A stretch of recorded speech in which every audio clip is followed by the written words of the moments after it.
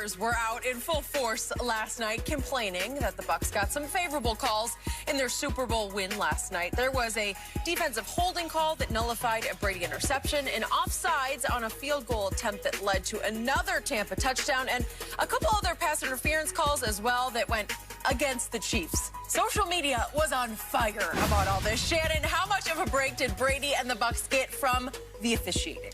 Skip, I thought it changed some of the way the game was going. But Skip, I still believe the Bucs was winning this game. I believe the Bucs were the better team last night. And if they play another 10 times with the same lineup, the Bucs are going to beat them another 10 times. They just can't protect Patrick Mahomes. Skip, I mean, you got 8 penalties for, 95 yards in the first half, and the penalties led to a bunch of touchdowns. You get Chris Jones hitting the guy in the face right there in front of the official, 15 yards. Now, that did lead to a goal line stand, but you get lined up for a field goal. You got 3. Mecole Hardman lines up offsides. They take the 3 off the board. They get a touchdown. It was a ticky-tack. You get a long PI right before the half, spot foul, and then Honey Badger gets a PI call in the end zone, put the ball at the 1-yard line. That's a touchdown. Great whip route by Antonio Brown. Brady does a great job of throwing the ball, keeping it low so it doesn't get popped up or intercepted. Yep. The Karen gets batted up into the air. Really, of all the calls, I didn't think the Mike Evans call in the end zone, Skip, I don't think he could have called that. The ball hit the back wall, so unless he stretch Armstrong, I don't think he's catching that. I thought the one on Ward with a little ticky-tack, the one Honey Badger ended up picking off. But, Skip, they were doing it. It just, for me, considering how they let them play in the NFC Championship game, and then the way they called it was totally different. I don't know if they call a game like this in the regular season. They called this really close, and normally in a game like this, I remember playing in the Super Bowl my first 2 times with Mike. Mike, like, they're going to let you play. So don't expect to get the calls that we would normally get. Don't expect that. Brian Billick, when I was in Baltimore, said the exact same thing. They're going to let you play. I don't think they let them play as much as I would have liked to have seen. But Kansas City was committing the fouls that were called against them. You can't line up offsides. It's as simple as that. The mistakes that you make, you just can't make those mistakes in a game of this magnitude. Playing a team as hot as that with a quarterback like that. So, for me, Skip, it was not luck that these penalties were called. Luck goes to the prepared. What happened when preparation meets opportunity. Tampa, I want to say this again so everybody out there can understand. Tampa was the better team last night. That's why they won. Okay, that is very big of you to acknowledge that publicly. I appreciate that. The point of this discussion is that there was no late game-changing call. There was no Saints-Ram uncalled penalty that vaulted the Rams into that Super Bowl a couple of years back. Or the Green Bay call on 3rd down and short and gave Tampa the 1st down. Okay. None of that happened. All the calls happened in the first half, but late in the first half. And I'm going to try to be incredibly objective about this because the Brady haters have some points here if we go through them. But the first one was the tipped interception that came on a 3rd and 4 play at the Kansas City 32. This was with 7:55 to go in the second quarter. And tipped, and Honey Badger gets it. And he was crushed because he wanted to pick off Tom Brady, obviously, and it got nullified. Okay, so there's I don't know if I'd call Charvarius Ward. There's the tipped interception. Okay, they were clutching and grabbing all night long, and I thought they did let them get away with some of that.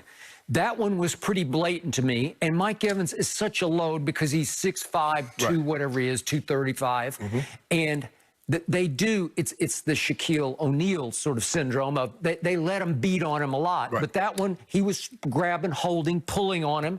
And whoever the ref on that side said, I can't let you go that far. And so that negates that intercept. I didn't have a problem with that penalty. Okay, now we get to the offsides. They call it on Mecole Hardman, but it looks to me like Antonio Hamilton is also offsides on this. There's the tipped interception. Here's the field goal play.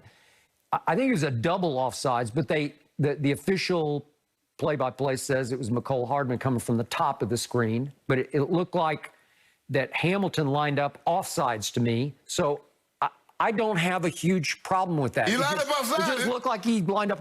Do they sometimes let that go? Sometimes, Skip, but it's the Super Bowl. It's the D Ford play. Remember in the AFC Championship game, he landed up offside and it negated an INT. Okay, and so that leads to the 17-yarder to Gronk. Okay, Yes. For the 14 to what was it, 14-3 touchdown. Right. Correct. Okay, then we get to the sequence at the end of the half. Okay, to your point, it's 1st and 10 at the Tampa Bay 42 after the 2 timeouts, and you say, well, you know what's coming. They're going to try to get one, get one deep.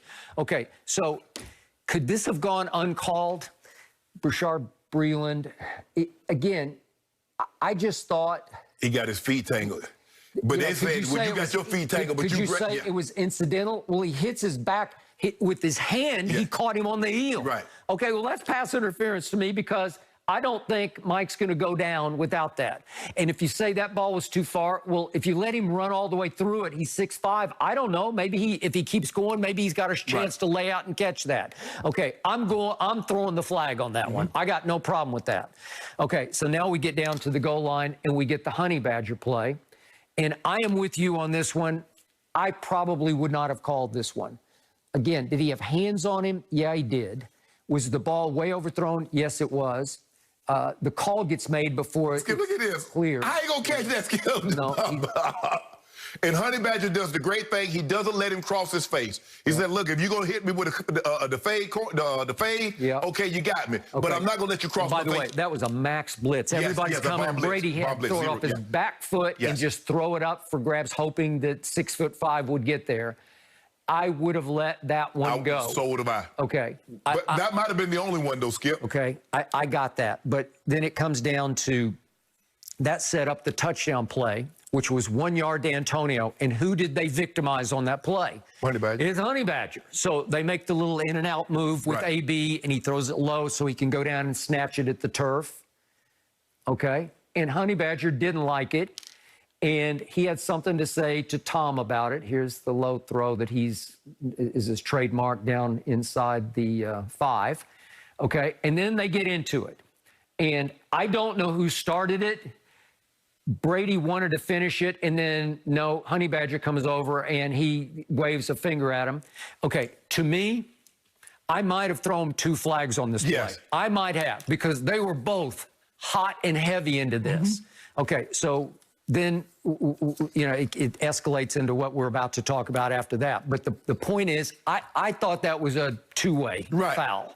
Right, okay? Because once Honey Badger leaves, you can't allow another guy to go chase him down and get his last say in. Because it's normally the last guy that does something, Skip, that gets caught. Okay, so it's always who swings back. Right, the second guy gets caught. But I'm not sure who swung first. Right. They're mouthing at each other. That's okay. But then it escalates to the point Tom goes to him, then he comes back and wags his finger. Right. The only blatant, the finger wag came from Ty to Tom, right? Okay, so that got called, and I thought it was unfair Brady didn't get one too. Right. He deserved it. I totally agree. Now, Honey Badger did tweet, it's deleted. We'll talk about that. But Skip, look, I've always said this about the Chiefs, and it wasn't concerning because you repeat negative behavior. You do. And a lot of times you repeat it in the most inopportune of times. A game of this magnitude. See, Skip, when you did a personal foul penalty and you are 30-10. Man, we winning. But what happens when you're in a close ball game or you're down by 7, you're down by 10, and you do these dumb things and you keep drives alive? Mike Shannon, man, look here. Mike Shannon used to tell a lot. He say, dumb players get you beat. Dumb fouls get you beat. They do. You do dumb things, it gets us beat. So for once, I want you to think about this. Instead of you getting him back, let's get him back on the scoreboard, and then you have your say at the end of the game. Why did Andy Reid get let go in Philadelphia? What was his reputation? That he was a little soft, that he was so much a player's coach. He loved his players so much that they weren't in great condition and that they weren't mentally disciplined to avoid these kinds of penalties. So Jeffrey Lurie finally said, I got to go in a new direction, and that was to Chip Kelly, who's supposed to come in and crack down, right? Okay, well, we know he had his moments for a while. But the point is, Andy got another shot in Kansas City, and I'm sure he changed some things, but I think in the end, he is who that's who he is. He has offensive genius about him, and they do a lot of things offensively that are revolutionary.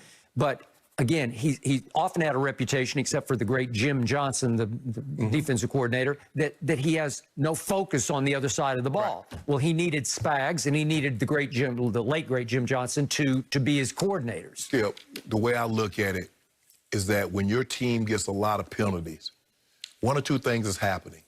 Either you're coaching it or you're condoning it. Yep, that's right. Now, which is it? That's all I need to know. Which is that what you coach? Is that what you condone? Because there is no possible way you can continuously get these type penalties in these situations. It cost you a chance to go to the Super Bowl 2 years ago. It did. And here it is. You get in the big game and you repeat. To Andy Reid.